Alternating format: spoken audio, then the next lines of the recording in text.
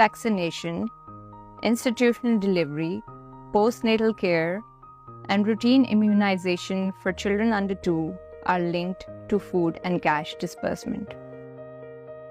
This unique national stunting prevention program zeroes in on the poorest households, where food insecurity can be as high as 63%, with 51% of the children stunted and 23% wasted. Over the past 4 years, the Benazir Nashonuma program has benefited 2.3 million women and children and is set to empower an additional 1.7 million over the next 2 years. We know that globally, every dollar invested in preventing stunting yields up to 18 times the return on investment.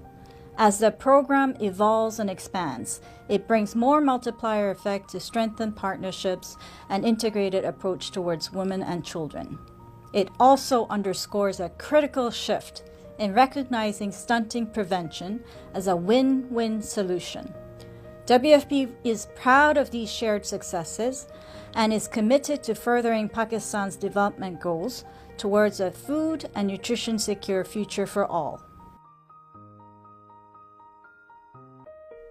Government of Pakistan and Benazir Income Support Program are working for the healthcare of women across Pakistan. In this context, Benazir Nashonuma is an intervention which is being supported by development partners, including World Food Program. Nashonuma program is catering for the requirements and needs of expectant mothers and newborns. The target population is nearly 2 million, which is being provided assistance through Benazir Nashonuma program by Benazir Income Support Program. It is really encouraging that recent study by Aga Research Institute has given positive impact on results associated with the interventions being made by the Nashonuma program.